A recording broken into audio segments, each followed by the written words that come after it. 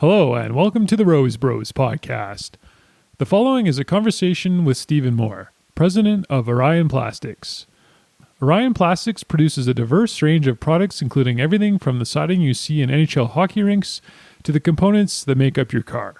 Made from a large amount of recycled plastic, the company is a great example of sustainable business that helps the environment in a pragmatic way.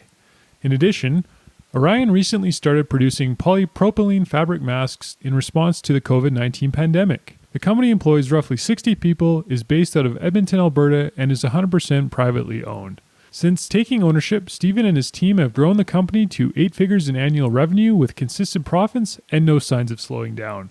We sat down over a smooth cup of Rose Bros coffee and talked about everything from bootstrapping a plastic business to consistently turning a profit, putting everything on the line to start a business, and a lot more. Enjoy.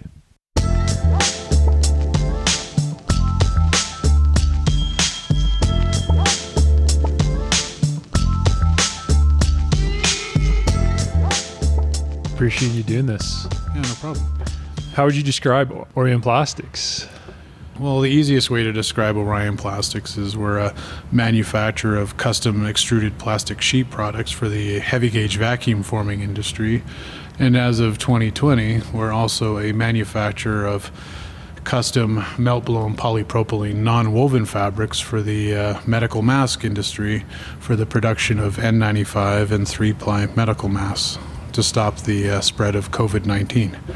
That's been an interesting experience, but fortunately, we have a team of engineers that specialize in plastics, and we have a proven track record, and we're not afraid to try something new. So it's been, definitely like drinking from a fire hose, learning about the medical, but it's been great to learn about that industry, and then kind of pitch in, use what we've learned in the automobile and RV space and kind of apply it to medical and kind of be a part of the solution to this problem.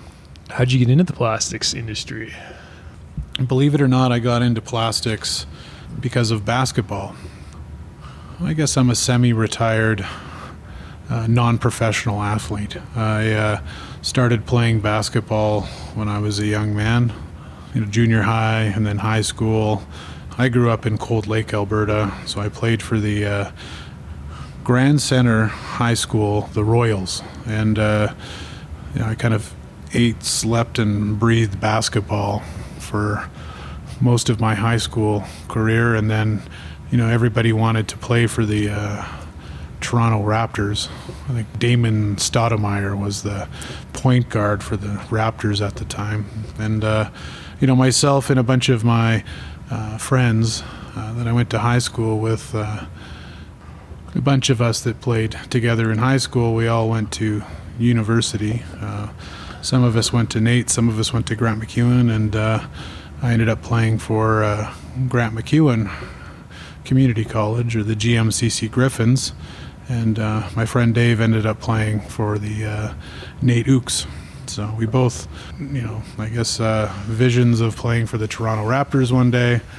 During that time while I was at university, I was taking a number of different courses, and during that time I decided to go play basketball with my good friend Dave Ruff at NAIT, with a number of other really good friends, namely Rory Koska and Corey Benedict and James Waugh, and a bunch of other misfits, which was a lot of fun. But during that year, while I was playing basketball, I had to take classes, and those classes happened to be, there was a program called Plastics Engineering Technology, and I was in a program called the Plastics Process Technician program, which was a certificate program where you got to run an extrusion line or an injection molder or blow molder, vacuum forming, and learn about quality control. And it was basically, all the manufacturing types in plastics rolled into one. So I learned about those, and at the end, I got to do a work practicum, and that practicum was at a company called RPC Manufacturing. And this would have been in the year 1997, 1998. So at the end of 1998, I would have done my work practicum at RPC, which was a small manufacturing company north of Sherwood Park. The name kind of spoke for itself. The RPC stood for Recycled Plastics Company. Basically, what RPC was doing was benefiting from the Blue Box recycling program, where people had started collecting milk jugs and recycling and size reducing them and converting them into milk jug flake, or as Kevin Rose likes to call it, milk jug gold. Shout out to Kevin Rose, my uncle. The funny thing about running milk jug flake, or there's different materials that are stored in those bottles, is we would run milk jug flake, and some of it would be chocolate milk. So when we would run that, it would come out like chocolate brown or kind of the wrong color. And then occasionally we would run orange juice or Sunny D, and it would come out orange, and we would call that Sunny D. Then there was a kind of off-spec material that was, I guess, PERT Plus in Head & Shoulder bottles, and it would smell like shampoo, and we would run that material, and we'd just call it if we're running shampoo today. It was definitely an interesting way to learn. The company was a total startup, with revenue less than, it had to have been less than $250,000 a year. It was like not really a business. It was more like a startup. Experiment. An idea. It was dangerous. I remember back in the late 90s, I'm not saying every company was like this, but you kind of come out of school like a new egg. And, I'd had a job before. I worked at, when I was in junior high and high school, I worked at the Garden Market IGA in Cold Lake. So I had worked for a long time, but not in manufacturing. So it kind of went from wearing my green vest and a tie at IGA to this industrial environment, and basically wearing my practice uniform from going to university and throwing on a pair of steel-toe boots, but no safety glasses, none of the stuff like a hard hat or anything. And it was really dangerous. I'm very fortunate that I wasn't injured, badly back then. But you don't know what you don't know. Kind of dealt with it at the time. And I did my work practicum. That was a year, but I was still a younger man. I just kind of in my early 20s, and I had wanted to go back to Grant MacEwan and take computer sciences, because this was around .com boom almost. Yeah, and it was the year 1999, so it was just before Y2K, and everyone was talking about computers and computer programming. Right now. Yeah. So I went back to school, and it was my last year in university playing with the Grant MacEwan Griffins, and I learned that computer sciences wasn't my passion. Like, I can do object-oriented programming now with JavaScript and MetroWorks, Code Warrior, and Visual Basic, but that's not what I wanted to do. So at the end of that year, I was considering coming back for my fourth year of university, but I had a call from my current business partner, Greg McCarr. They were looking for operators to come back to RPC because it had been acquired by a family that was looking to, they had an idea to make extruded sheet for new applications. What is extruded plastic? Maybe just for anyone who is listening, what is that? Like for the plastics processing, the extrusion process is where you take plastic pellets and you feed them into a plastics extrusion machine, which is it's basically a gearbox with a screw that will heat up plastic pellets to about 400 degrees Fahrenheit and then push it through a die, in this case a flat sheet die manifold, and deliver it onto a calendar that cools it down and then cuts it into a big flat plastic rectangle. The best example here in Canada is like puckboard, or the plastic sheet that they use to make an NHL hockey rink out of. So the white plastic, or the yellow, the red and the blue. So that's one of our customers. Like, we do all the plastic for all the NHL hockey rinks and all the other indoor soccer facilities and that stuff that you see around Canada and the United States. But at that time, I was telling my coach in my last year, it would have been Phil Allen, it's a great coach, that I had the opportunity to have a career in plastics. And it wasn't clear to me at the time. I think I might have still thought I was going to play for the Toronto Raptors or be a professional basketball player, but I think it was pretty clear to Phil that I had no chance of playing professionally. You're pretty tall, but maybe not that tall. Pretty tall, but not tall enough. I was blessed with the gift of flight, but not tall enough, not big enough.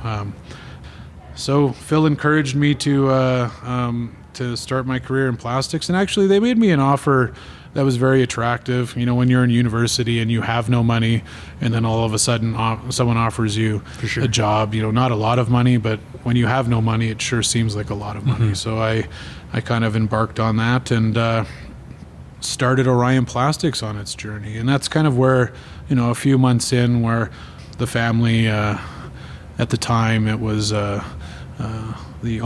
founder, Wayne Minion, and his son Shane Minion, and his nephew Laird Kulak. We were looking to change the name of the company and rebrand.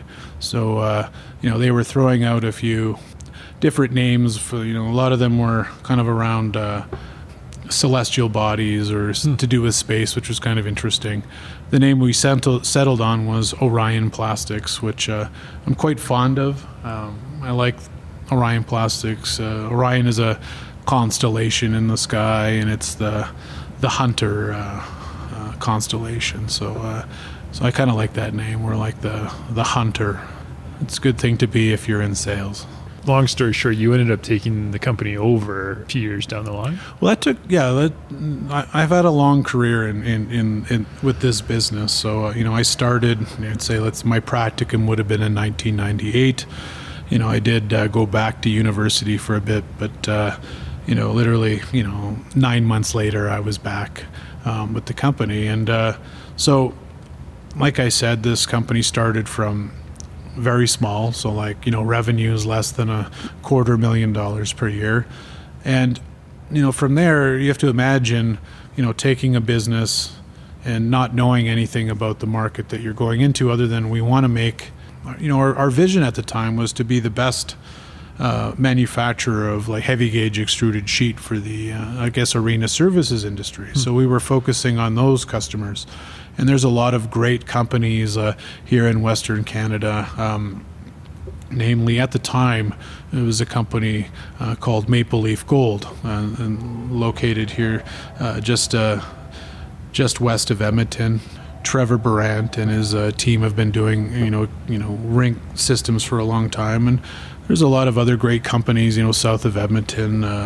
Big Hills Arena Services, and they do a great job doing rink installations. And as well as there was a company out Ontario called Athletic Sports Systems, and they specialize in, their system is primarily deployed in the NHL. So they make a check flex system that is very unique, and they supply that to the NHL.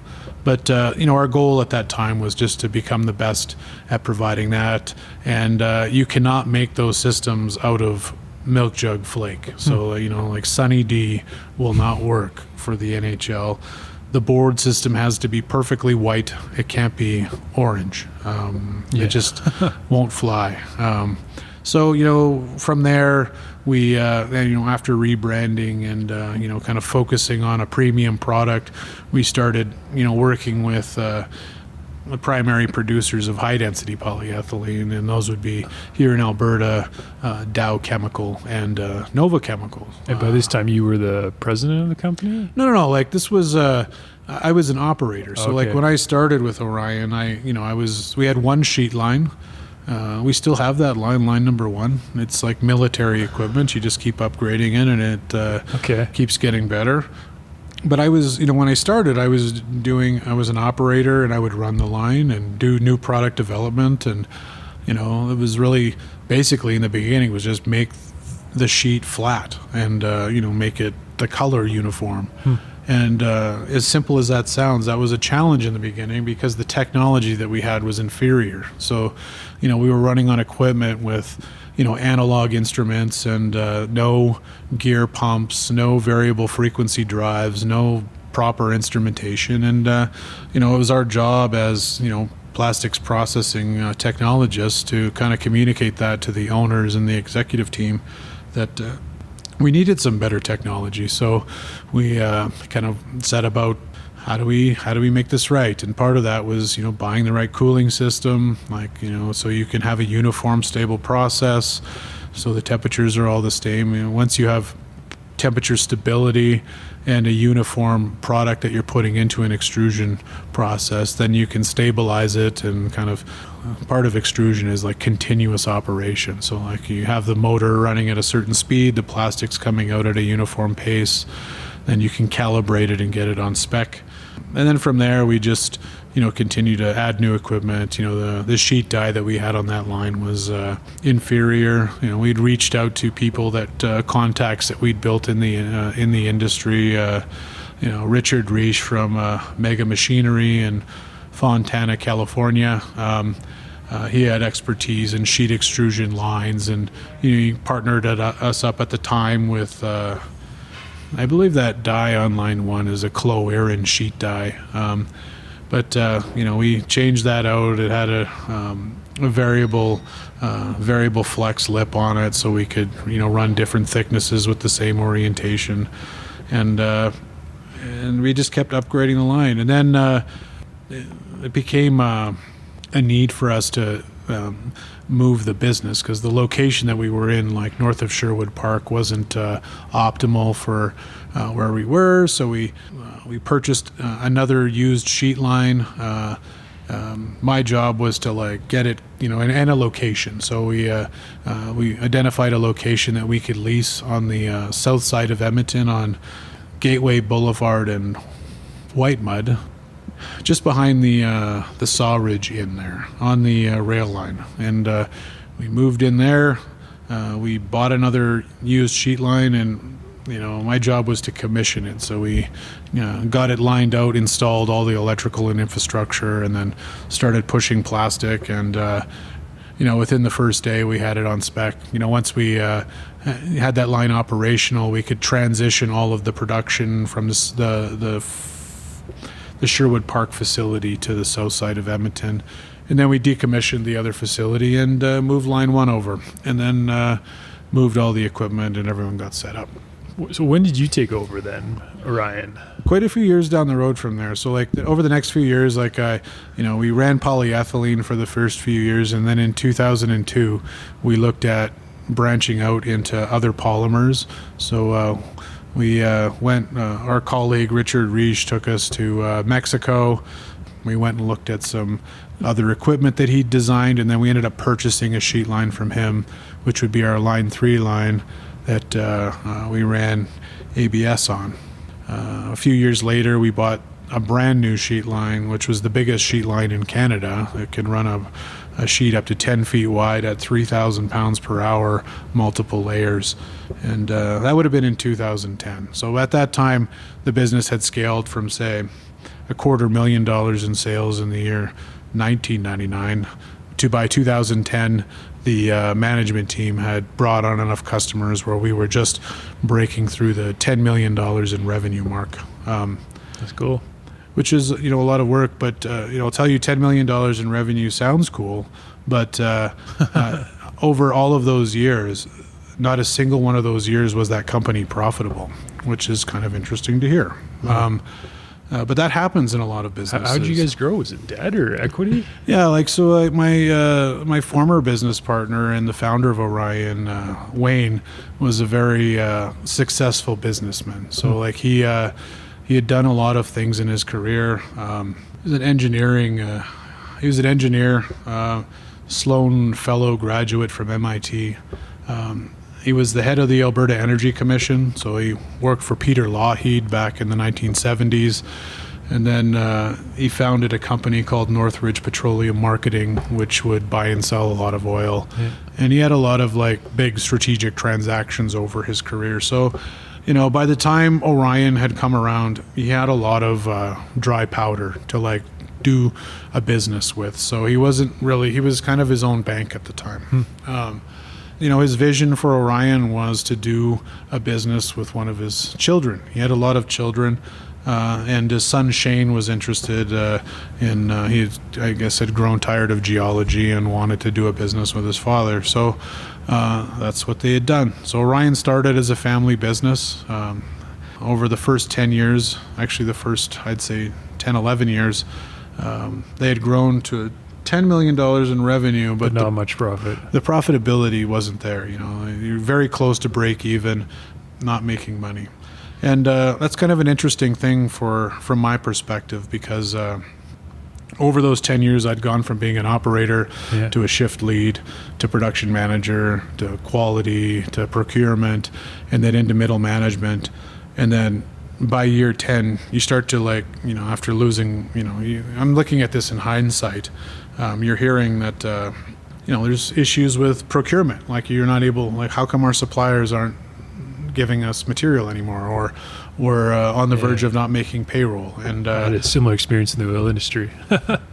Yeah, it's not a pleasant experience. Like that, yeah.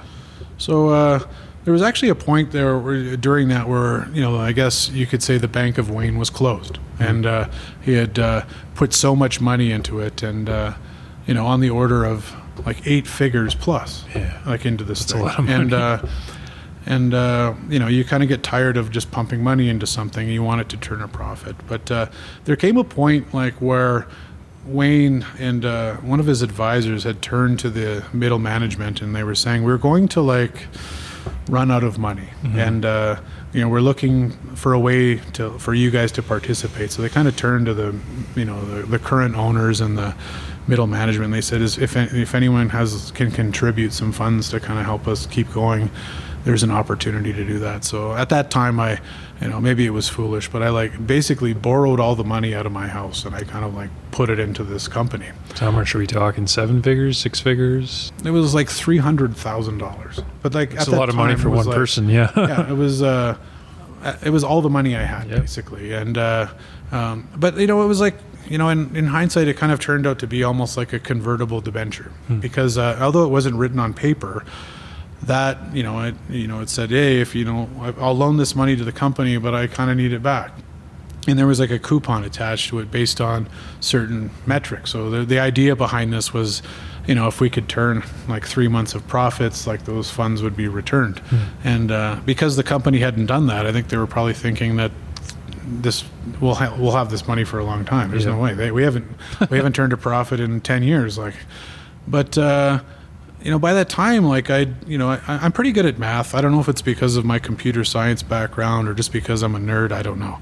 But I could see that, although there was, the receivables and payables were upside down, the one thing there was inventory. And if there was a way to convert it into cash, you could make the cash flow statement positive 3 months in a row. So I kind of worked with Greg to put together a deal put together a program where we could run a bunch of material into a sheet and then convert it into money very fast. Sell it right away. Doing an early payment discount type thing. So that worked out, and we ended up achieving positive cash flow, and everyone was kind of high-fiving each other, because that's what you want to do. I guess that's the point. That's what Eliyahu Goldratt said. The goal of a company, part of the goal of a company is to make money. Yeah. So we did that, but by doing that, it kind of gave Wayne reassurance that maybe some of the employees of the company had, could offer something for guiding the company forward. So, by then, we had started to shaken up the company and replaced, the current leadership team at the time, and all those people were let go or parted ways. And myself, my current business partners, Greg McCarr and Nuno Branco, we have similar value sets, and we work well together. So by then we'd already been working together for 12 years. So we were kind of married, we kind of knew each other really well, and we could stand each other. So, I kind of went from being in operations and product development to assuming more of a almost like a CFO type role. Like I could understand the numbers, and then I jumped right in with both feet to doing business development. So I just jumped on the road with Greg and just started going to meet all the customers. So I just did that, and we just started going out on the road. And Greg and I are a great team together. Greg is an incredible sales guy. He's got a great personality.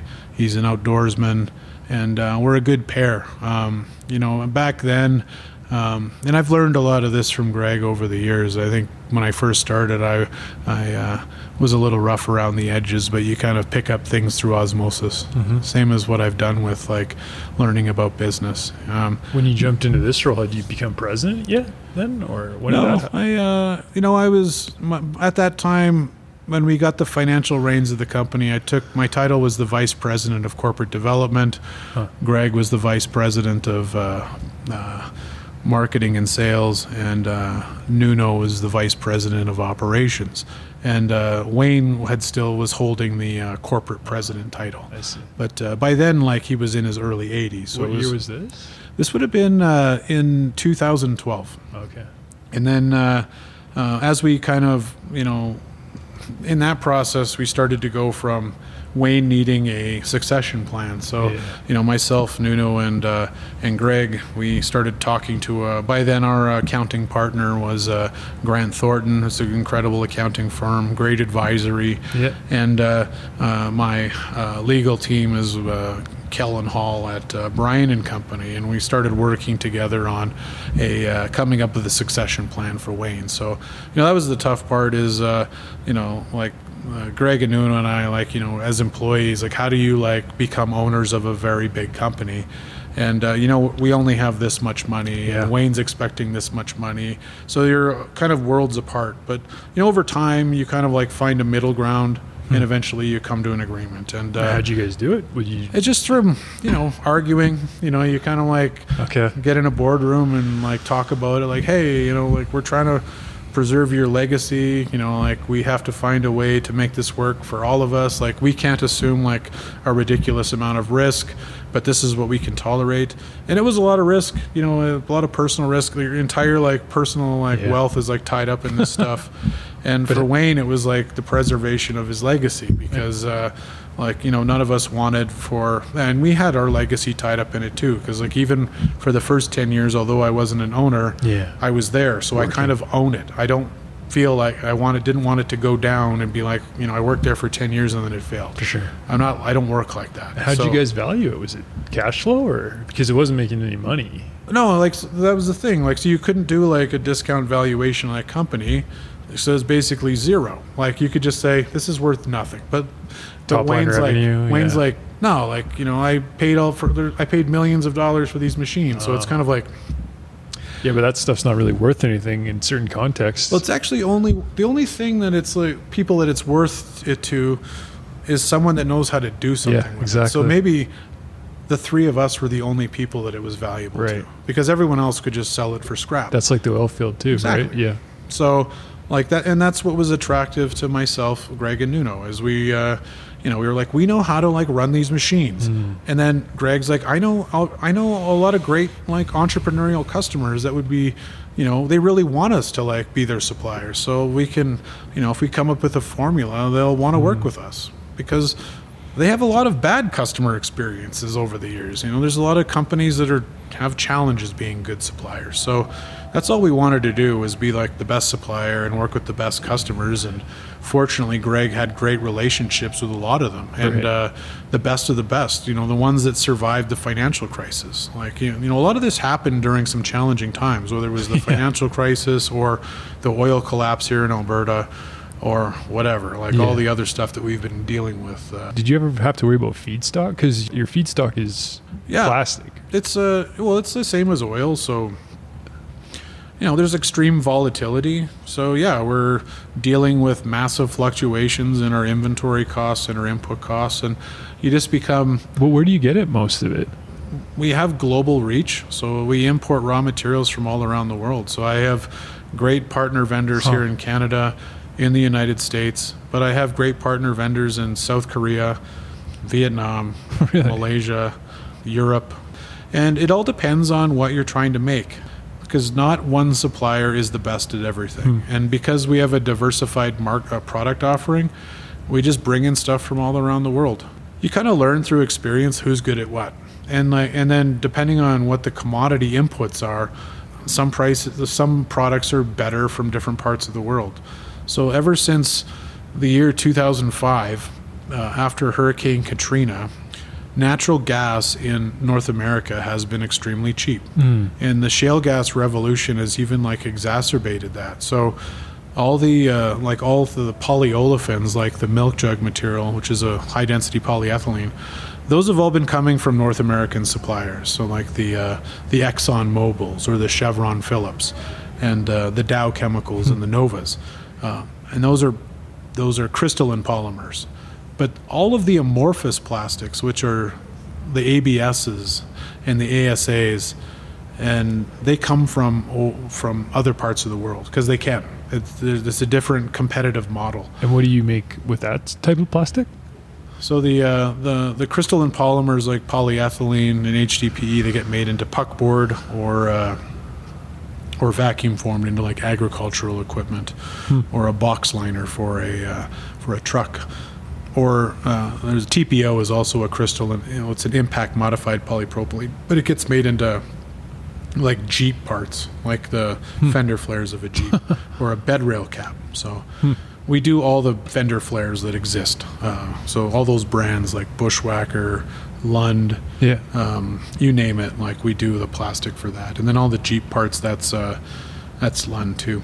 But we also the amorphous plastics, a lot of the fender flares can be made out of amorphous plastics as well, and that's an extremely complicated part that I probably can't talk about because it's there's some IP in some of this stuff that's secret. But you had a cheap supply of feedstock, more or less. No, it's not necessarily cheap. It's it's just the market price. So the price fluctuates all the time. So I wouldn't necessarily say it's cheap. The cheapest things have ever been was, I'd say, back in 2002.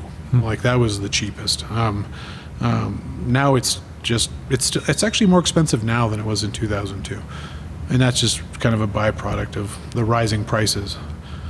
And then the crystalline or the amorphous plastics, they come from our overseas suppliers, and it's a lot of the vertically integrated big chemical companies that are good at making TVs. So the phone companies like LG Chemical, Samsung, or Lotte, or Kumho Petrochemical, Toray, Formosa out of Taiwan.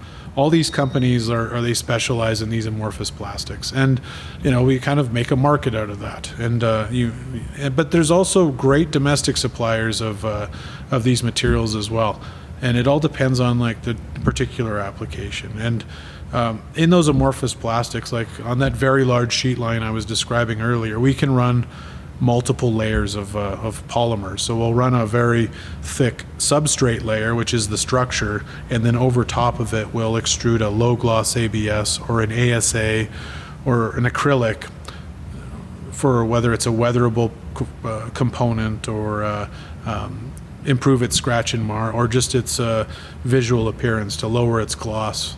We'll see a lot of our parts on the interior of an automobile or a dash console component or on a door, but we're very good at those running extremely low gloss parts, and it's just been a combination of working with the right partner suppliers with the right processes, and then also having great specialty additive suppliers like Kevin Rose at Rose Eco and but I have a lot of other amazing specialty suppliers. Some of them are in the United States. I'd name Techmer PM is a great company. They have a great system, a lot of good friends that work at those companies, but also here in Canada, the Canadian suppliers like Brentag has a color division that's extremely good, and they have a talented team that we've been working with for a number of years. And that's part of the secret, is not just working with the cheapest supplier, but it's the supplier with the best balance of all those attributes, whether it's cost, but also quality and performance and deliverability, because we can't do what we need to do for our customers unless we have all those things. At what point did you guys start to turn consistent profits? Well, as soon as, so in 2000, I think it was May 8th, 2014 is like when we signed our unanimous shareholders agreement at the offices of Brian and Company. So myself, Greg McCarr, and Nuno became shareholders of Orion Plastics. And I'd say like at the exact same time as that year, we had already like started scaling. So we quickly took Orion from 10 million to quickly doubling sales and achieving profitability in a very short order. And I think it's part of that is having skin in the game and also having great business partners. My business partner Nuno Branco is incredibly good at operational excellence, and building a team. And there's a big team involved in this. Like we currently have over 60 employees now, and trying to get everybody to march it in order towards a common goal is very challenging. Fortunately now, Nuno was brought on. We have an incredible plant manager, Ronald Kumar, who is also a Lean Six Sigma black belt and an expert at operational excellence as well. And coordinating all of that operations with our sales is what my business partner Greg McCarr and our inside sales and customer support specialist Joseph Provenzano is a huge part of that as well. Honestly, he's the face of our company with a lot of our customers because we're primarily B2B. So we're not a lot of like B2C up until now. But Joseph's been a huge part of that.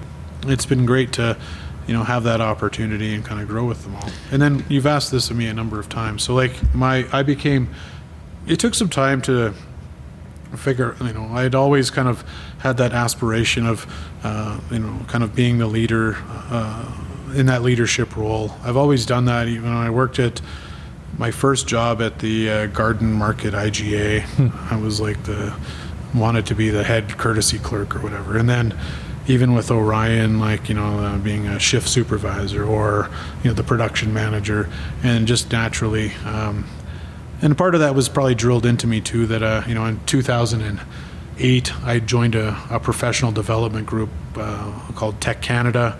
I founded a group along with Bill Butler and Candice Rasmussen.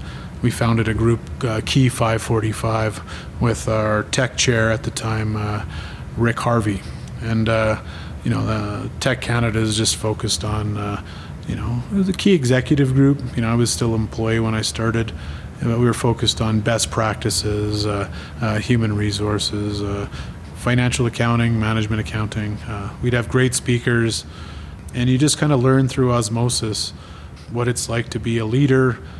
And you hear the challenges that other business executives or owners have in their businesses. Did you guys have to take on debt then to grow the company, or have you been able to bootstrap? Part of our economic moat that we've built is we didn't have to take on debt. I guess the debt was like the money that we had to repay Wayne. So I guess, we repaid Wayne many millions of dollars. That was our promise to him. But once we had signed our USA, within 3 years, we had repaid all the loans that we were owed to him. And you guys own it 100% now? Yeah, we own it 100%. So we're privately owned. It's our own thing. I don't have any debt. And it was nice. We were able to do that all while Wayne was still alive. Wayne passed in the summer of 2017.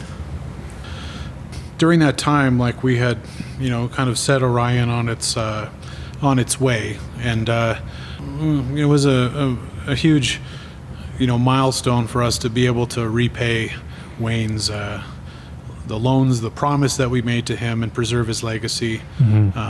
Part of that plan we had set out was to buy the facility that we're currently in Calder Place in in St. Albert, Alberta, which is our new home.